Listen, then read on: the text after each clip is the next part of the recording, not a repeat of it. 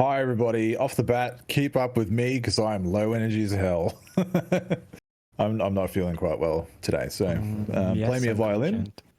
Yeah, yeah. Play me a violin and I'll get over it tomorrow. But we got a lot of little things to talk about today, so it's going to be a bit of good fun. I'm kind of good for a couple little chat things because I'm sick of talking about a lot of big shit all the time. So it's like, yeah, great, cool, industry news, fantastic, whatever. So before we get started, we're going to start where we normally do. It's episode 59. We're almost one away from 60. Nothing planned, pretty sure. I know I haven't thought about it. So good luck with that. But Dan, what have you been playing? Let's start with that. How you doing? What have you been doing? I've been playing a lot of Age of Empires, like so much. I was about to jump into Returnal, and basically, because you have to really concentrate with Returnal in Age of Empires, I don't. And I've just been in a mood all week where I want to play something, but I haven't just quite got the concentration, and I didn't feel like playing 2K yet because I know the NBA playoffs are coming up soon. So it was just a lot of Age of Empires, and I think Jamie, you noticed. Yeah, because if you look in Discord, you can see what people are playing, and it's just like Dan. Just anytime I open Discord, is just playing Age of Empires. What have you been playing? What have I been playing? I've just been playing loads of random little shit. Like I've not really been focusing on anything per se this week. Yeah, I don't even know if there's anything worth speaking about. Like, has it been a week since I was like, I've been playing all these little games on the the Backbone. Yeah, sweet FA. That is worth mentioning. I know that I steamrolled your achievement thing. Like, I just can't remember how I did it. I was like, I played some Rogue Company, and it's like, yeah, that's a third-person shooter that I just literally gobbled the achievements up in like 3 games, and it's like, oh, you've just crossed 80,000. I was like, I had this mental like thing in my brain where it's like, I'm going to get my gamer score over 80k because I was so close. It's like then I can just walk away from that shit and go back and play Ghost of Tsushima, which I think I did like half a mission and then went, this mod is doing my head in. I'm going to have to take the PlayStation downstairs to play Ghost of Tsushima. It's too dark. Like now that I've gone back to an IPS display, the backlight, like in those dark, Dan, you've obviously played Ghost. When you're inside the houses and stuff, it's so dark, and all I can see is just like this glow from the monitor, and I'm like, what? I can't see where the people are in here, and it's just winding me the fuck up. So I was like, nah, shut this down. I played some Spider-Man. That's what I did. I still need to get my platinum, and I've got 3 districts left in Spider-Man that I've just got, like, United Thug Crimes or Sable Crimes and stuff like that. I've just got to check those last couple of districts off, and I'll have my platinum. That's the last thing that I've got to do there. So I gradually work my way through that. But yeah, it's one of those weeks where it's just like, oh, just pick something up and play for half an hour. Like, I've not fully like dove into and immersed myself in anything. So that's me. Chunt, have you been playing with Chief this week? Yeah, pretty much. It's pretty much all I've been doing this week. It's just Halo 3 still fails to work. I don't know why. It's just you play it online and it just lags the whole hell. Master Chief Collection, I don't know. It's really good, but man, Halo 4, it's better in its performance online. We had no problems playing 1 and 2, which was great. It was such a smooth experience and seamless. But for some reason, these newer games are having a hard time. But whatever. Halo 4 is still spectacular. I really love that. I remember being wowed by that game when it first came out, and I'm still wowed by it. Thoroughly enjoying it. But that's about it. Just playing through the Halos, man. Nothing really else. Which is fine. I mean, it seems fitting with some of the news we've got to talk today about some Xbox news, but I figure we'll just say some little PlayStation news, some positive PlayStation news to start with. For once, they've got some new controllers coming. Yay! 2 colors, amazing. And that's the news. Very good. Now, Dan, what do you think about those new controllers? I mean, I'm a fan, as you know. I've already bought like 2 or 3 different Xbox controllers that have been coming out. The blue and the electric Volt. I'm picking that up tomorrow. So I'm a fan of that. But these new ones, that red one, man, that red one's pretty hot. Just saying. What do you reckon of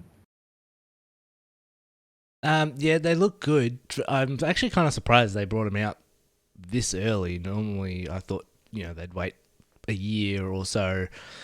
But I think it just shows when the games really start coming, when you God of Wars, or maybe Horizon God of War will miss it just because of the production pipelines. But when Spider-Man 2 comes, I can't wait to see what they do with some controllers and possibly faceplates of the actual PlayStation. I'm really not sure whether to get the missus to print out a thing that I can put on the plates, knowing that there might be plates that PlayStation bring out that are like limited edition or whatever. But yeah, they're cool controllers. As I've always mentioned, I've always wanted it to have like a Xbox design lab thing for PlayStation controllers. So Yeah. hopefully they go that way. But I'm not holding my breath for any of that. Yeah, probably not. Jamie, yourself? They're all right. Like, there's nothing there that makes me go, I'm going to go get one of them for my PlayStation. I mean, what is good is that they've brought new colors out, considering that the lifespan of these triggers are apparently something stupid like 500 hours, and people are going to need to be buying new controllers. So, good that they don't just have to stick with the stock white one. I remember back in the PS3 days, like the first non-stock controller I bought for that was a red one. I think, it was red, white, and blue, wasn't it? They were the three colors they first released as the DualShocks.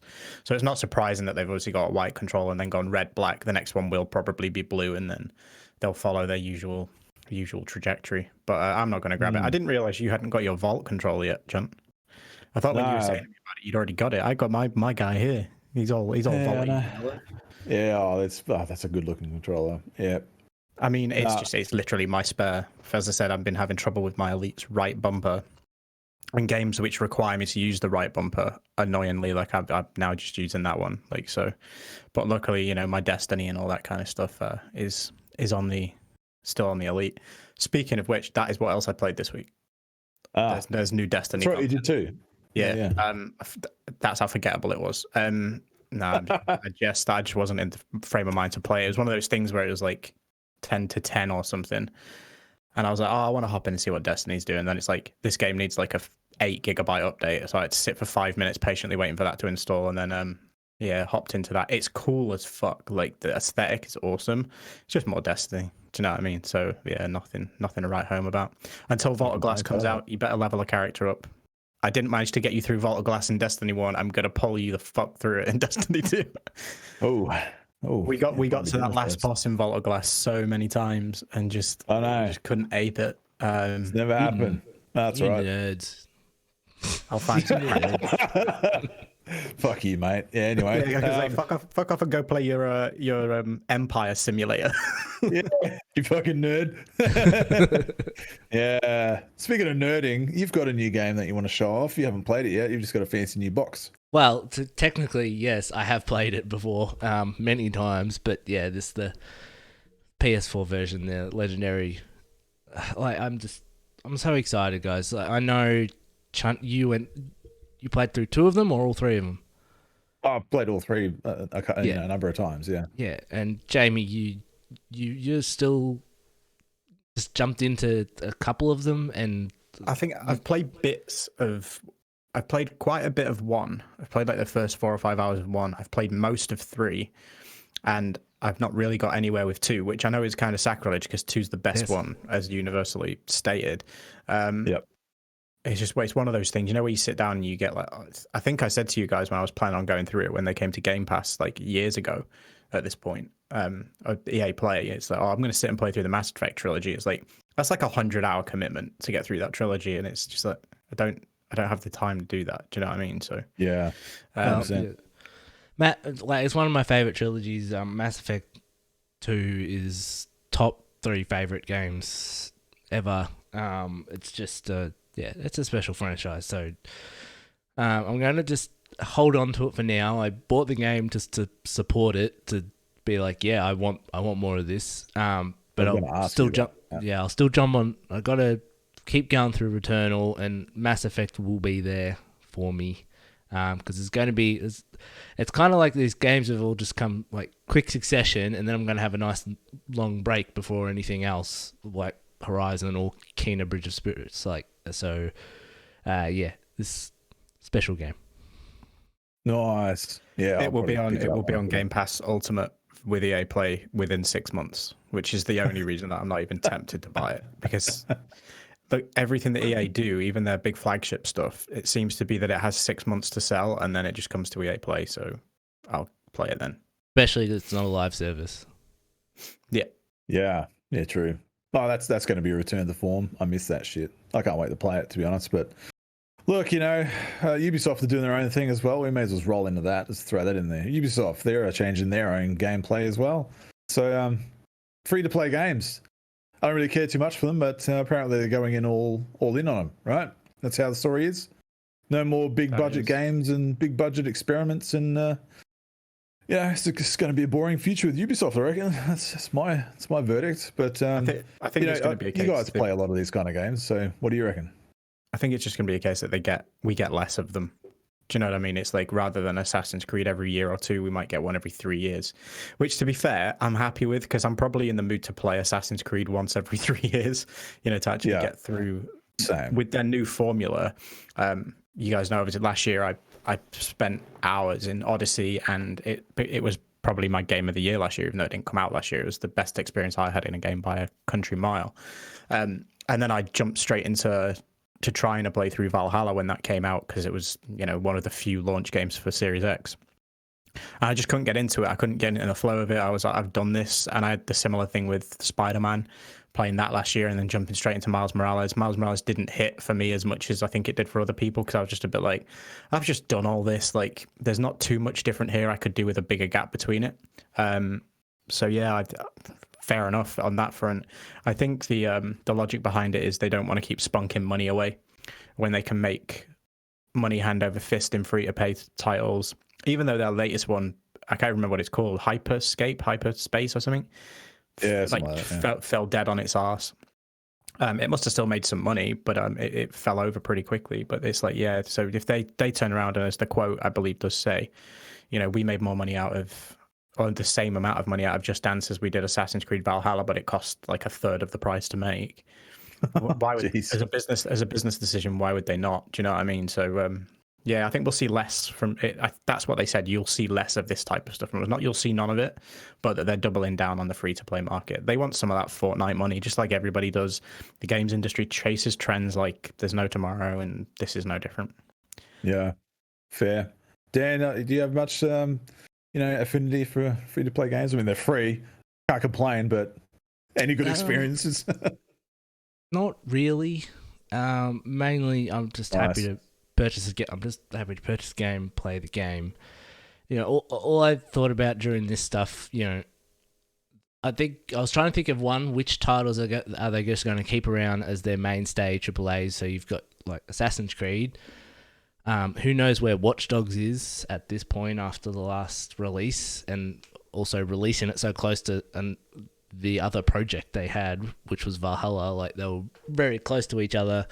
You have to think of games like Rainbow Six is free to play, I guess. Skull and Bones coming up, that's obviously going to be free to play. Like I think that game has changed a lot. Yeah. I was basically, when they were going through it, just figuring out which games they're going to keep around, but maybe change how they're monetized towards people. Games like Far Cry, which are normally made every year and a half, do they just extend the release, like kind of spread out the AAAs and just fill in all the rest with AAAs? That's all I can think about. Like, what about games like Mario Rabbids? Games where they partner with other people. Like, I had a lot of questions. It doesn't excite me. I think there's still ways to play those games, but I think I brought it up last week where I mentioned my hope is, as people tend to buy more digital, therefore games don't need to be as big or costly because they're getting more money out of that. But we know that companies are all greedy, so they're just going to charge the same. All the money. So I felt a lot of different ways. None of them very much excited me. But what this does do, though, is it bolsters the digital environment where you got the deal that came out recently with the Xbox Series S, which was like it had a $100 off sale or something, or like a bonus period where you could get it for $100 cheaper. And what it was like marketing it as it comes with like 50 free games in it, you know, because you jump on Xbox and there's got these 50 free games in its store that you can play for free, and they're all free to play. And all you need to do is buy this Xbox. It's $100 cheaper. So what happens when you get Ubisoft pumping all this stuff out? Like, it makes all these boxes even more valuable, like, really, because you can just buy one and you've got, you know, 80, 100 free-to-play games. That's pretty crazy. And with the Xbox dropping their requirement for Xbox Gold for online play, and that's no longer required to play free-to-play games online, which, you know, that's a pretty huge boon for that kind of environment. I know it's going to have a lot of benefits. I don't have much interest in it because I'm old school. I must just be stuck in my ways where I'm like, no, I want my budget or big AAA title that I'll pay $100 for, but I'll wait for it on sale. You know, I don't know why I'm still just got this mental thing with free-to-play games. I'm like, nah, they're probably not good. That's why they're free.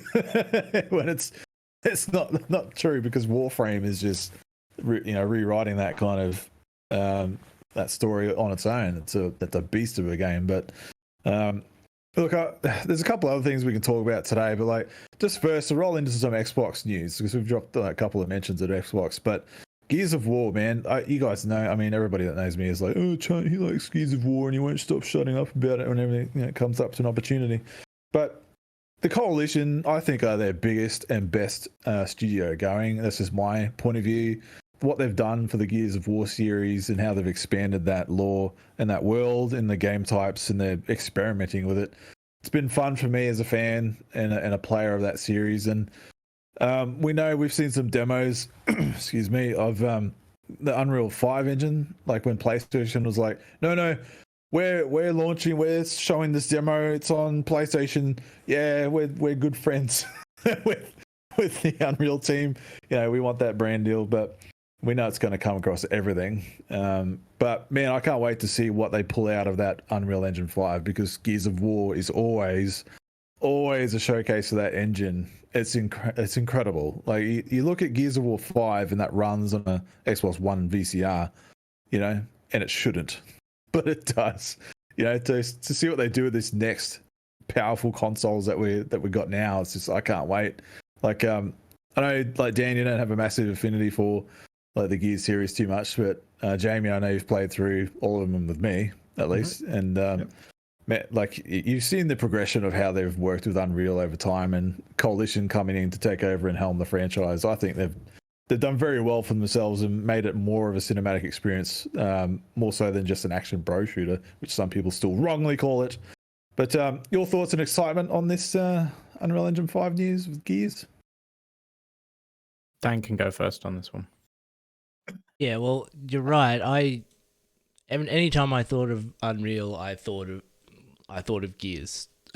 Even when I was at uni, and I think at that point we were learning that first year. I was learning Unreal 3, I think it was, and I did play through it. And I'm like, that looks like a Gears vehicle, or that looks like you just see how much is built into those things. And back then, like a lot of games, it was all mostly browns and greys, and but that's like, yeah, a lot of games were like that back then. But you can see in Gears 5, like when we all played together, having this gigantic red desert is not something that you would have been able to do. So the Unreal's done a lot of work to it, and Gears normally is the one that shepherds it all through. You still have games like even Days Gone was done in Unreal. There's certain, like, I think of Unreal, I think of Gears. When I think of Frostbite, I think of Battlefield. When I think there's just certain engines that you hear about and that you qualify games to kind of give you that visual identity. And that's the one I think of. Oh man, 100%. No, you're right. And like the part of the other press release about this announcement where they're finally moving on to Unreal 5 engine is that they'll be starting to work on other like projects as well. which was interesting to me as the Coalition, like they're named after something to do with the Gears of War series. So like, what's these other projects?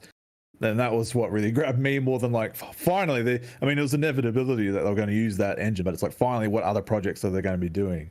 Is it just Gears or is it more? So, Jamie, back to you. Your thoughts? We've seen what that engine can do. We saw the demo of it. Yeah. Prior to the consoles coming out, and we, as you rightfully said, we saw what the Coalition have done with Gears 5. 5's the most recent one, and how good that looks on Series X. I played that at like 4K Ultra on PC. And I think I remember saying to you, Chunt, when I was like, I wish of all people in the world you could see this, because this is absolutely fucking mind blowing. And seeing it in ultra wide as well. Like, I've played Gears 5 and I've probably seen it as good as it can look. And they've mastered environmental detail. They've mastered the light reflections. I still remember seeing when I got my my OLED, the way that the like the shoulder pads and stuff, the glow comes through them, and the HDR that makes it reflect from their faces and stuff. And it's like, how to make a pretty game. Now, personally, they're great technically. I don't think they've done wonders with the storytelling and pacing of the video games, but what they've done on a technical level has been astounding. And I think from a technical perspective, they probably are Xbox's, biggest boys, if you like. Going forward, I can only imagine what Gears 6 is going to look like. I don't think we're going to see it for 3 years, maybe. Yeah. It's obviously been worked on, but given they're still supporting 5, there's 2 more operation packs, I think they said, to come before they cease development. It'll be a small team on that, and obviously everybody's probably, fingers on the button, ready to go with Gears 6. And apparently another game. I don't know if that's going to be a spin-off to Gears or something new entirely, but it'd be great to see what they can do with that engine. I'm hoping we start to get to Siri's talking to me. I'm hoping we get to see what that engine's capable of sooner than later. I hope like Epic made it available. Was it the middle of last year we saw that, and they were like, and you can start working with it today. Like the tools rolling out to our partners at the minute. And the first $1,000 you make off the game, all yours, and we'll take the cut after that or something. Like they tried to incentivize people to jump onto it. Jump on at 5. I remember seeing that around the same time we saw that demo. I think it was part of the intro for it, wasn't it? It was like, hey, we want to show you this and blah blah blah. So sooner the better, but I think we're a long way from Gears showing us what that engine's capable of. But good that people are migrating to it. It's funny, on my walk this morning, I was literally thinking to myself, I'm like, I wonder now with like Bethesda joining Xbox, I'm like, I wonder which is the best studio at Xbox. And I was going through them, trying to like rank them as I do. Like I love ranking things. Yeah, as you do, and I was like, well, Coalition was definitely in top 3. Like 3, and then I was thinking about 343. I'm like, where do they fall? I'm like, they might even fall outside the top 10. But yeah, I was thinking of Coalition this morning, being like, they might be the best one, or at least the top 3. So anyway, it was just funny you mentioned that. Well, I mean, I'd like to see them get Bethesda in on that, on Unreal or something, or id Tech, whatever. But that's a whole other discussion. But guys, a lot of good stuff going, man. We're so sport for choice, it's bullshit. But I'm sport for choice for the last 20 years because of Xbox, just trying to roll this topic right over into this one. It's 20 years of Xbox now. I don't know if you guys realize that, but Neil, what's his name? The guy. What's his name? God, I totally forgot his name. Anyway, Xbox put out a whole bunch of posts today celebrating 20 years of Xbox, and I was like, holy crap. I was like half awake in the morning, like watching my phone, like, oh, shit, so it is. And it took me right back, and the video was like all like the progression throughout the years and all the different games, and I was like, wow, like I've been there the whole time, and I felt old as hell. It's like, wow. Oh, it took me right back to the Halo like LAN parties around Halo 2 or Halo 1. You'd bring over like all your giant CRTs and take over like your friend's mum's lounge room or something, and plotting all these giant Xboxes around and CRTs all over the room. Yeah, man, that was some good shit, and just pizza all over the place. It was fantastic. But yeah, I really do. I really enjoy this platform, and it's. I was looking at it retrospectively today of like how much it's changed over the years and how much it's brought. Like, I don't want to start waving the Xbox fanboy, but it's like, well, they did standardize a lot of stuff that we take for granted now. Like Xbox started and built with essentially like a, a broadband type connection, and then brought in Xbox Live, which really brought home all the online play for everybody, not just on a PC, which is pretty crazy. Like Dreamcast just failed doing that a couple of years prior, which is insane. And then you roll into 360, and we all know what happened there. I'm not even going to bring up that whole bloody Red Ring of Death thing because everybody knows about it. It's been flogged to hell, and it still gets talked about today in comparison to other consoles. Like, let it go, man, just let it go. I'm just going to let that go for a moment. But I'd have to say the 360 generation so far is probably their key era so far. Like all the biggest titles that you know about from Xbox are around that era and still just kind of kicking on at the moment. So I'm still looking forward to like the next big thing. Like Halo had Xbox One generation, then 360 had Gears of War that took over that whole thing. Xbox One generation, which came next, didn't really have much of anything that called it its own. Like, you couldn't really have a touchstone game for that generation, really, when you think about it. And we're still early in this one, but look, I really do enjoy it. PlayStation's cool. I dig it. I mean, I've got 2 of the consoles at home, and Nintendo just do all their weird stuff. It's just something about Xbox for the last 20 years that's just really struck it with me. And all the games they make are the ones I want to play, and like just the services and everything and the money that they have. It's like I trust in the bloody platform. But I don't know if you guys have had any time to think about it retrospectively today to kind of celebrate in the green aura of light that is the Xbox joy. Have you thought about it, Jamie? I mean, if I reflect on the on point, it'd be my on ramp was the 360 with Halo 3. Like wow. Before that, I'd always been just pretty, stonewalled Nintendo. Our household was a Nintendo household. There was like 3 GameCubes in it, and we had a PS2 and stuff. But it was very firmly in the Nintendo kind of platform. I was working like a, lowly paid job while I was at college, and it was like, I'd go to college in the day, go to my job in the evening, and it's like, I remember I'd accrued something like 2 weeks of annual leave that I hadn't taken, so I could choose to be paid out on it. I got paid out on it, and it was like, I'm going to buy an Xbox with this, and that's kind of where my source of that came from.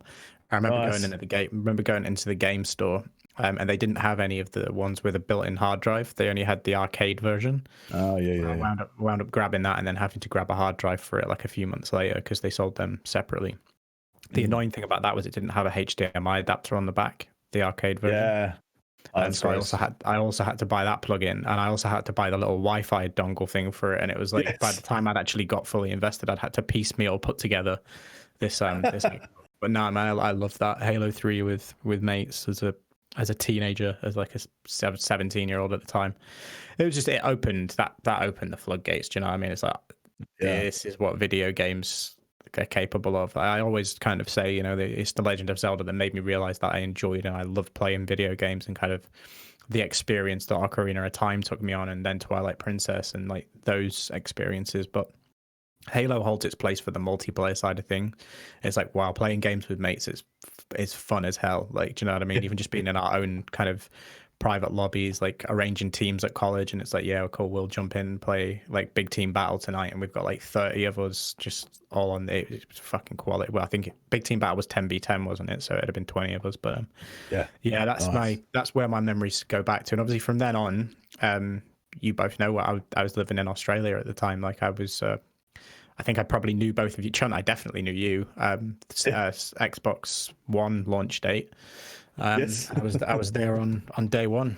I remember us sharing we got those little badge things, didn't we, that said day one, like when you got it. They were pretty... still got mine. And then I kind of just stuck with it. Even though the last generation was quite terrible.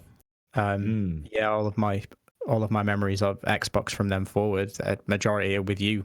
So like, all of those experiences that I've played the multi-platform stuff and I've used my Xbox for that. But when I think of the countless hours of Destiny and playing through all of the Halo games, we played through a few of those together. We played through all of Gears together. It's like, it's like that's where my experience on Xbox kind of takes me to. And then I think this generation, it's just the machines just perfect, and their ecosystem, they've got it all lined up now, and it's like, oh, it's cool that I've stuck with them. I'm quite agnostic, as you know, like when I always say about the consoles, like I have everything, and I'll play everything because I want to play the games. Do you know what I mean? I still want to play Super Mario. I still want to play Legend of Zelda. I wanted to play Spider-Man. I wanted to play Horizon. Like it's where the games are. I'm not really that bothered about platform affinities and all that kind of stuff. But you can't deny that where Xbox have got themselves to over the last 20 years, isn't it? There's been a misstep or two along the way. I mean, the Xbox One launch being the big one. I think I'd consider the Xbox One launch a bigger catastrophe than the Red Ring of Death, because to be fair to them, they fixed that Red Ring issue. They were like, no, if you've got one, just send us it back. We'll replace your unit or we'll repair your unit. Like, they did the right thing. It cost them a fucking fortune. But they're Microsoft, and we all know that they basically print money every second. So it wasn't probably a bigger hit for them as, you know, when you think about it, it was expensive, but to them it probably wasn't.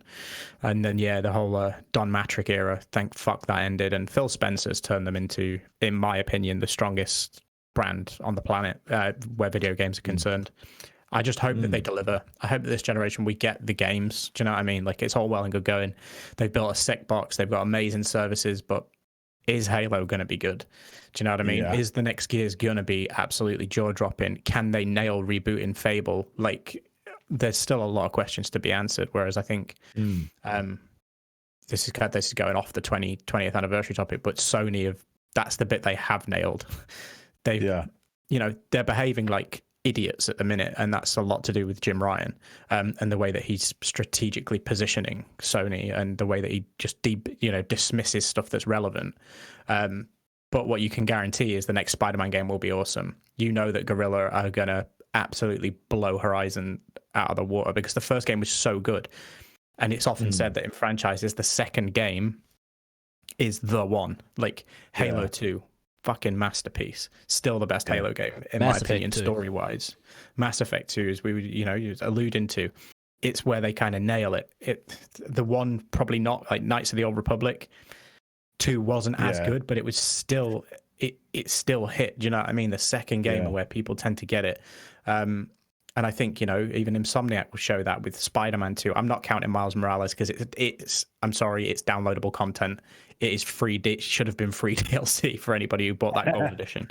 Not the inverse way around where you buy the DLC and get the old version for free on the new platform. But let's see what they can do. I mean, it's about the games, right? Their controller is the best controller that's ever been built. When you say you look at their services, you look at their hardware, like they're Microsoft. They know what they're doing when it comes to that stuff. And I'm just hoping that Phil's got them, the game studios kind of locked down and setting a bar of quality that makes Xbox the one of the brands going forward in video games for the next 20 years. 100%. I rambled for a while there. It's as if you prepared that response. That was quite well said. I really appreciate that. From the heart, straight off the chest. I didn't prepare shit. I felt it. We were talking about it until 10 minutes ago. That was lovely. I appreciate that. Well done, Dan. How do you follow that up? Dan just goes, I'm a PlayStation gamer. Answer is you don't. What's an Xbox? Now my history with Xbox is really strange because basically, I'd say 80% of my friends had the original Xbox, whereas I didn't. So I was just going around to their place. I remember with one mate, we just played Buffy a lot, and another mate would play Halo. Another one would play Gears. The other one, it was when I first played 2K, I think. So I just kept jumping from different game to different game in the first one. Then when 360 came along, there was, a lot of Halo 2. I went around and played. I eventually got a 360, and I think that's when the games like Gears and Halo were really good, and then I couldn't find much else for me at that time. Mind you, I was only just getting into games heavily, and I'd spent a lot of the money on PlayStation games, so I didn't have a lot of spare income to start paying for games on 2 consoles. But then, and I had it Xbox One eventually, and like Jamie said, it's like they've always had a foot in the future, like whether you're talking about broadband stuff, dedicated LAN cable, or you have or bring in the triggers into it, and the whole purpose of them making a console, trying to bring PC gaming into the lounge room for people, and that was the whole idea. They came in at a perfect time because there's normally always been three hardware manufacturers in gaming, like when you had Sega, Nintendo, Sony, and then Sega kind of dropped off, and Xbox just kind of slotted themselves right in there, and they had enough money to try and push games to change and do different things, which it doesn't always work to connect, but you try things, and normally something good will come out of that. Like 90% of it fail, but you get a 10% of something that you can bring on to the next. And and that's what they've done. And trying to bring a Game Pass into it, like a Netflix for games. You know, not everyone can do it. Some people might try and fail, Stadia, but there will be good things that come out of what Xbox is doing. There'll be some bad things, but everything will ebb and flow, and you need these companies in their competition. If there's just one company in there doing everything, nothing will ever change, and that's not how this medium progresses. And they came in as, we're not just going to secede to Nintendo to make their stuff and Sony to make their stuff, and that's it. They came in to compete, and that's what they've done over 20 years. Now, as Jamie said, just get these studios going and making some games. 100%. Fuck yeah, man. We're so spoiled. It's ridiculous. But I mean, we basically have Nintendo to thank for both Sony PlayStation and Microsoft Xbox for existing. All right. How funny is that? I mean, it's such a weird industry. It's like, hey, Nintendo, you want to play games? And they're like, no. And then Microsoft's like, hey, Nintendo, you want to play games? No. And they're both like, well, fuck you, we're going to make our own. You know, it's insane. I love it. It's great. And they still have the most popular console on the planet. Yeah, true. Yeah, something to be said for that in their IP. It's insane. But yeah, look, it's a lot of good stuff coming to play. And man, this year we're gonna have some really, really good games. And Mass Effect is one of them. I can't wait to go back and hit that up. I don't know if I'll wait the 6 months, Jamie. I don't know. I'm probably gonna jump in and try and pick up a sale or something. I just want to get my my blue sex on. You know, yeah. You know the day you do that, like the following day, they will announce that it's going to EA Play. I know. Yeah. It happens to me with all those other Star Wars ones I bought, like Jedi Fallen Order, and Luke's in there now. Like, fuck me dead. Anyway, games are fun, and talking to you guys are fun, and I'm not feeling well, so I'm going to stop there and we'll wrap it up. I know it's probably a short one. I haven't even keeping track of time, but I'm spent. I'm on drugs, and I need to go to bed. So it's been nice talking to you, boys. It's been great. Thanks very much for your pretty faces. Do you have any final words? Because I don't. Just clarify that you're on legal drugs that are you have not lost energy because you're coming down from drugs. It's what's a drugs? He can't handle it anymore. All right, we'll sign off. See you, boys.